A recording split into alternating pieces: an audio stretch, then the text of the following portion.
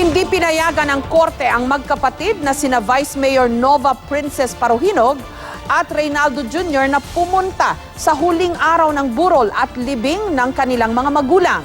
Pinabura ng Ozamis Regional Trial Court ang mga pulis na nagpakita ng dimanoy intelligence report kaugnay ng plano raw na pag-atake para itakas ang magkapatid pagdating sa Ozamis. Live mula sa Ozamis City, may report si Rida Reyes. Rida?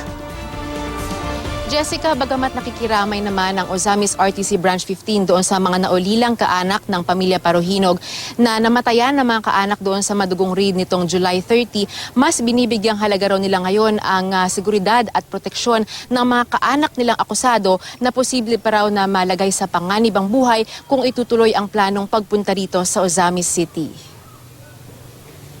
Humarap kanina sa Ozamis RTC Branch 15 ang mga abogado nila Ozamis City Vice Mayor Nova Princess Paruhinog at kapatid niyang si Reynaldo Jr. Kapwa-akusado sa mga kasong illegal possession of firearms and ammunition at illegal possession of dangerous drugs at inaresto matapos ang madugong raid nitong July 30.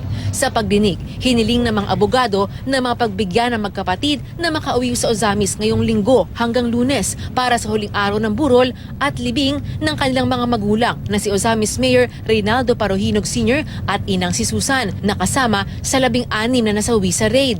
They just want to be able to pay their respects and bid their farewell to their loved ones. Pero agad tumutol ang Ozamis Police na bitbit pa ang kopya ng anilay intelligence report na na-monitor umano nila ang tangkang pag-atake para i-rescue ang magkapatid pagdating nila sa Ozamis. This is an intelligence report already. This is a process information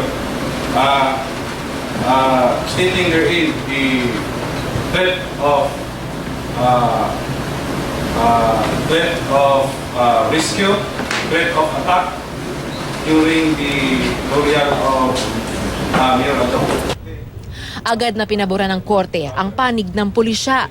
Sa 3 pahinang resolusyon, sinabi ng korte na bagamat nakikiramay sila sa mga naulila, mas kinikilala ang security risk na maaring idulot ng pag-uwi ng magkapatid sa Ozamis City. Nauna ring naghain ng hiwalay na oposisyon ang prosekusyon.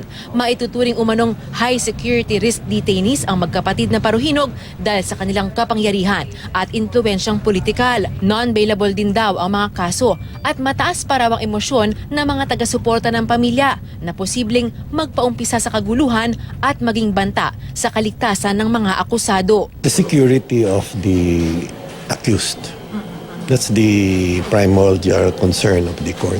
That's why the court denied their motion. Mahirap man daw tanggapin, irerespeto raw ng mga Paruhinog ang desisyon. Itutuloy din daw nito ang libing ng mga kaanak nang wala ang magkapatid na Paruhinog. Sino po dapat? Jessica, sa ngayon ay wala pang impormasyon ng pamilya Paruhinog kung personal na bang naiparating dito kay Vice Mayor Nova Princess itong balita ng desisyon ng korte na sila'y hindi pinapayagan doon sa kanilang motion for furlough. Pero sa pakikipag-usap natin sa mga kaanak, sabi nila talagang itutuloy pa rin daw yung planong paglilibing sa kanilang mga namatay na kaanak kahit paraw hindi maka-attend itong si Vice Mayor at ang kanyang kapatid. Jessica. Okay. Rida, yung ibang mga kaso involving yung mga high-profile suspects, no, at yung tipong may security threat, no, katulad nung ibang mga nahuli sa Marawi, dinadala dito sa Maynila, kinukulong sa Bikutan o kaya sa mga military or police camp. In the case of the Paruhinog, walang any motion or any intention na alisin sila dyan sa Mindanao for security purposes. Rida, lalo na ngayon na yung pagpunta dapat nila sa Ozamis to attend the wake of their dead father and other relatives, sinabi ng pulis na may threat.